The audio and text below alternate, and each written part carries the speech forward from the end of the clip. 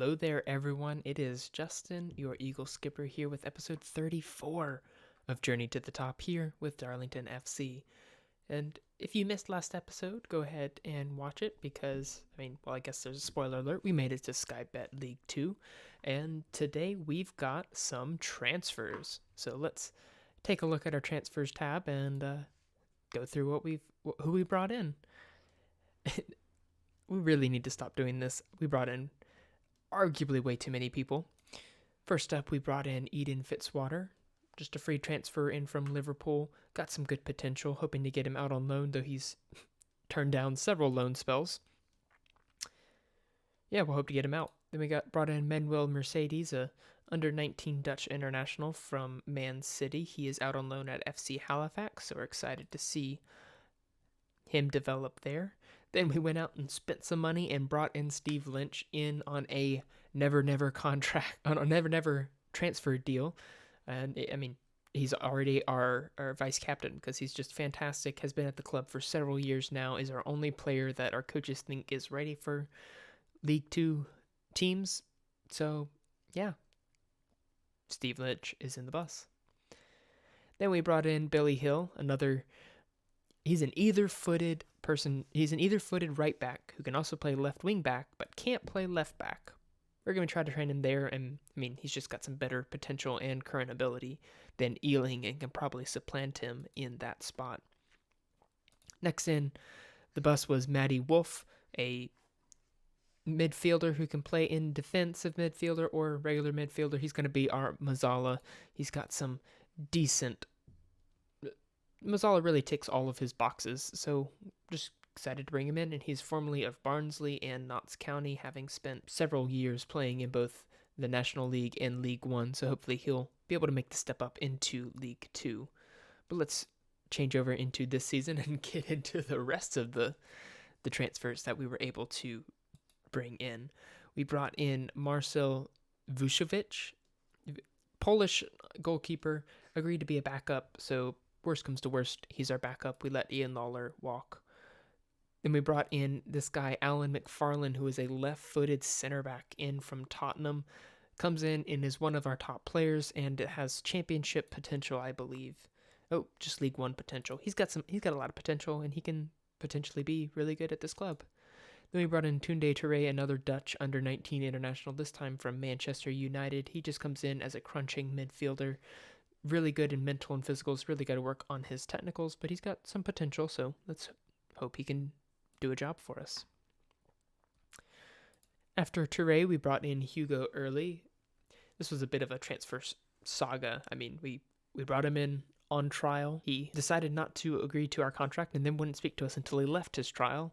Then he went to Derby on trial, but agreed to our contract offer while 2 days after he got there. And he did have a Premier League game last season. He got a 6.7 with one allowed goal coming in off the bench. Not too shabby. Next up, we brought in George Williams, just a backup player in at right back, can play a little bit in other positions, but he came in and got a lower back stress fracture, so he's going to be out for a while. But we look to see if he can spot in Easton Hughes when he's in poor form. Next, we were finally able to bring Carlos Richards back in on loan. He's probably going to be spending most of his time out on the left, though he will feature at some points in a striker. He's really going to be our left winger. Then we brought in Yazin bin El Mahni, a Moroccan player, formerly of Bromley and Scunthorpe. He just comes in being able to provide some cover on both sides. He's got some great flair, good physicals. I'm just excited to see if he'll do something off the bench. And we brought in Scott Banks, formerly of Crystal Palace, Dundee, Mansfield, still at Crystal Palace. It's just a number of teams. He's going to be our left winger. He can play anywhere across the attack, but he's gonna feature for us at left wing, just because that's where he is most natural and that's where we have the biggest hole. But we are going to be starting this season with this 4-3-3 Gegenpress. That's really the best.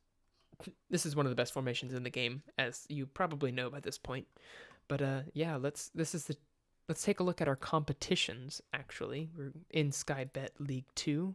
The board wants us to avoid relegation. If we look at where the media thinks we'll finish, media thinks we'll be in 15th, so with 20-1 odds to win the league. So we'll hopefully be able to succeed at missing relegation.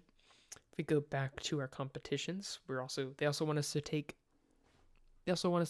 reach the second round of the FA Cup. We should be able to do that because we enter in on the first round. Then in the Carabao Cup, they just want us to be competitive. We got faced against Harrogate, so we should be able to do that.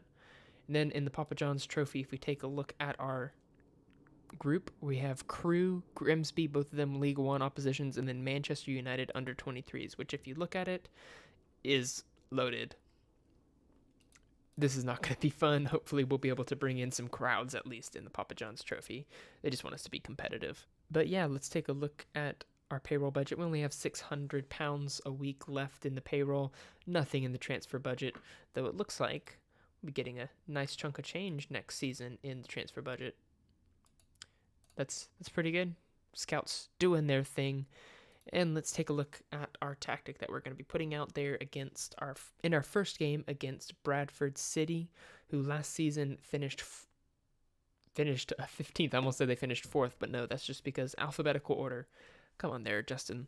But Bradford City on the downward trend right now, so hopefully we can continue that, although I don't remember where it is. Bradford City are favorites in this game. Let's take a look at our team selection because I'm rambling on again. We're going to be sticking with Harvey Davies in goal. Back four of Gilbert, McFarlane, Bennett, and Hughes. White is in holding midfield with Lynch and Wolf ahead of him. Banks and Keegan out wide, and Luke Charman leading the way. I have finally decided that he is going to be good enough for us at this league, even though the star ratings don't really show it.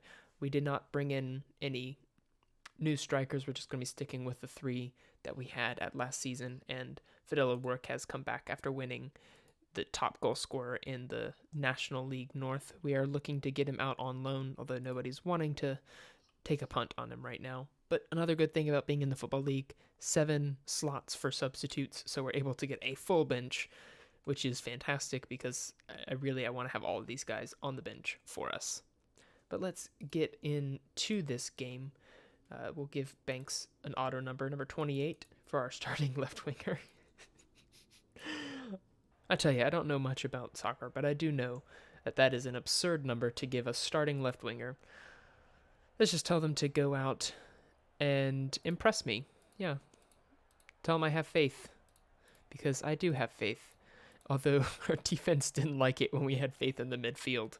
But everyone liked it when we have faith in Luke Charman, which is good because Luke Charman is considered a club icon. Not quite a legend, but he is considered a club icon. The fans really love him, and he's enjoying his time here, so he's got a free pass to stay at Darlington as long as he wants.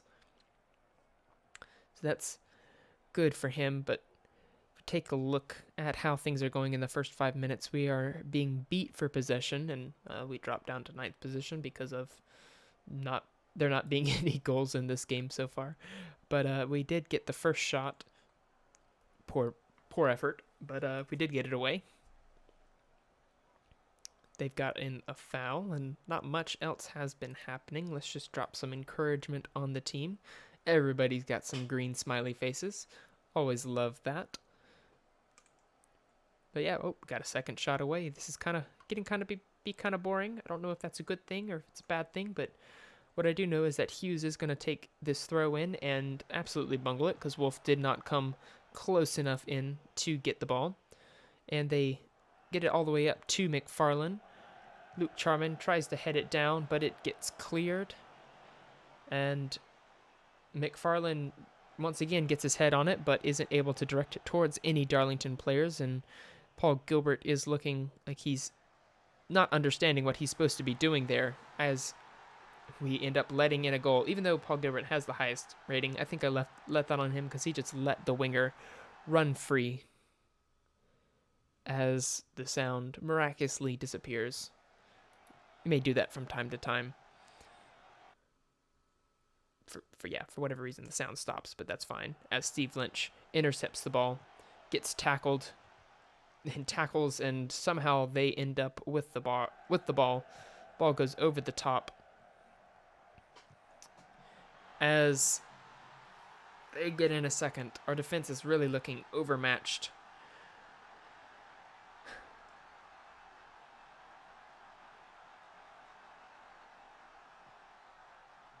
I don't know if I introduced a team, but if this is the way things go, it's probably good if I didn't, because they're playing rather poorly. No, not rather poorly. They're playing very poorly. As we see the ball get out to Banks, who just walks past the player who goes down. Gilbert gets a cross in, wants Keegan, can't quite find him. Lynch is able to get his head on the ball, and Luke Charman wants to get onto it, but the keeper collects it before he has the chance. Sends the ball out. Hughes wants to get his head on, does, and our midfield is not paying attention for the ball getting cleared out wide. Cleared out two of them, but as Bradford is on another attack. Played onside by McFarlane. When I said we were having a boring game after 15 minutes, it really was too good to be true. I don't want to see that. I witnessed it in real life. Let's demand more from the team, because they're really giving a poor showing. They're just letting themselves down. And, yeah, they're just letting themselves down. They're letting me down. They're letting the fans down. Just all around, need to do better. But Luke Charman is able to collect that ball and keep the attack going until he passes it extremely poorly into absolutely the wrong team. Oh, he's played way offside, but doesn't matter because Harvey Gilmore puts them 4-0 up. And if there are any Darlington fans in the stadium right now, they're just shaking their head in absolute disgust. And nobody can blame them. This has been an extremely poor first half hour of play in the Football League since Darlington were demoted years ago. Banks finally puts in a shot that looks like it is the highlight. I hope that is the highlight. The highlight ends. We finally get a highlight, but we are currently bottom of the league. That means that Bradford is top of the league, yes, but Davies is getting a ball over the top. Once Keegan is able to get his head on it, gets it down to Wolf, who is able to run on with possession. Hughes, what? I can't even commentate. That was such a boneheaded move from Hughes, who wanted to find somebody tracking down that side, but didn't realize that they were all bunched in, nowhere near in position to get that. White is able to get the ball down. Charman brings it down, is streaking forward, unselfishly plays it over to Wolf, who takes a few steps as the ball goes out of bounds. The keeper was out of position. If he was able to get it past the defender, it would have been a certain goal. But he wasn't, and it's not, and the score is still 4-0 as we see a throw-in from Bradford. Ball going over the top. 3 Darlington players just let it go down. Everybody ran away, not wanting to be the one playing the ball. Hughes, it's a nice tackle. Got him on the ground. Keegan, wanting to beat his man. Gets the ball over the top, wants Luke Charman. Luke Charman heads it forward to nobody, not realizing that he is the one who's supposed to be up there. I'm going to take him off playing as a target man, put him on as a poacher. Maybe that will get him to play slightly different.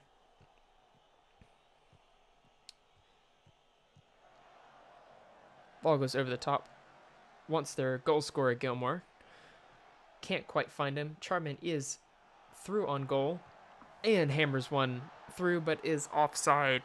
Oh, come on, boys. At least we got the ball in the back of the other net. At least we got the ball in the back of the other net.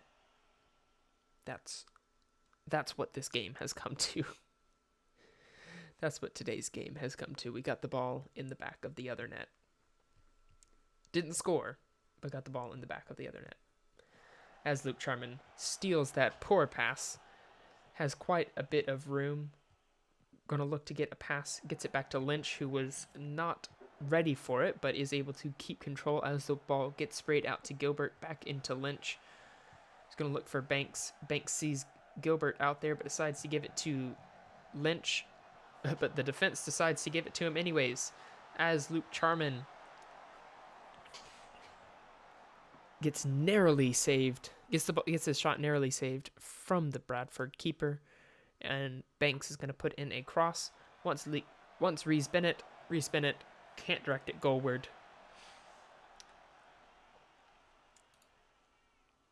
I'm going to tell them that was absolutely terrible. I'm not even gonna give them any other team talk, because that motivated everybody. But yes, I am wondering if this is the system we need to be playing.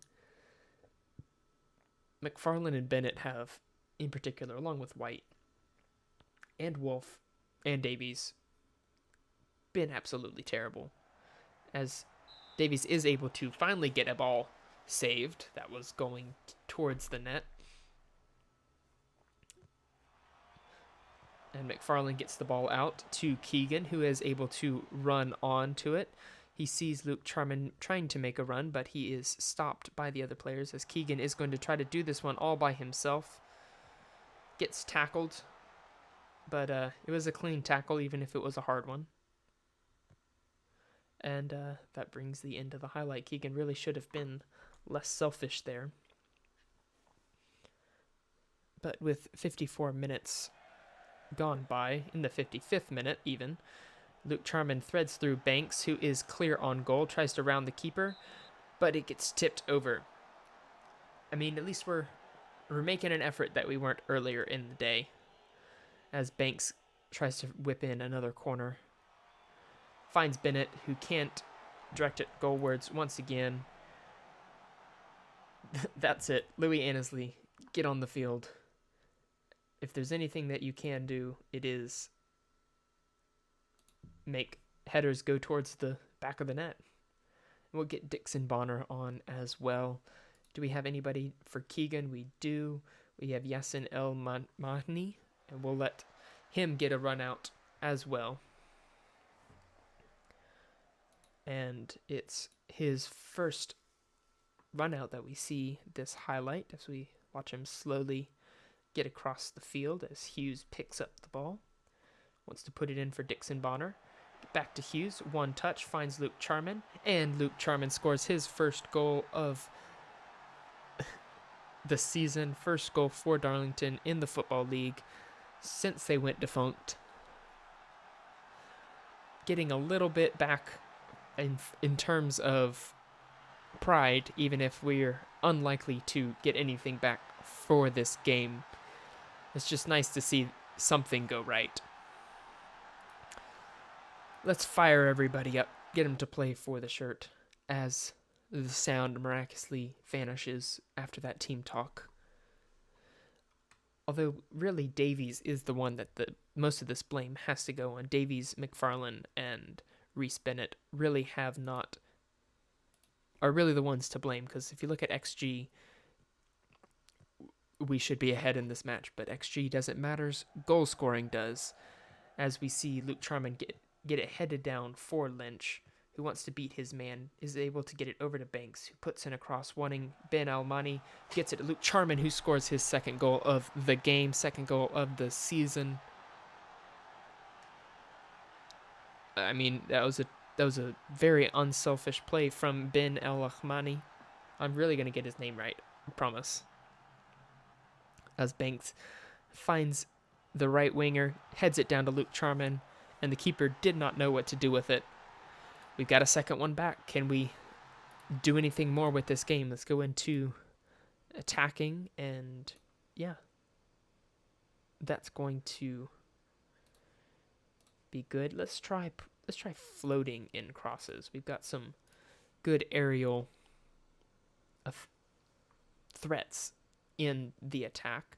At least we're not bottom of the league. That goes to Swindon Town at the moment, as we see another highlight from Easton Hughes, who gets it up to Ben Almani. Over to Hughes, puts it across for Banks. Banks can't direct it goalward. Lynch gets it over to Dixon Bonner, and the ball gets cleared out. Let's demand more from the team. They're playing their hearts out in the second half. Not able to overcome the first half deficit, however. We will lose this first game of the season against Bradford, barring some miracle.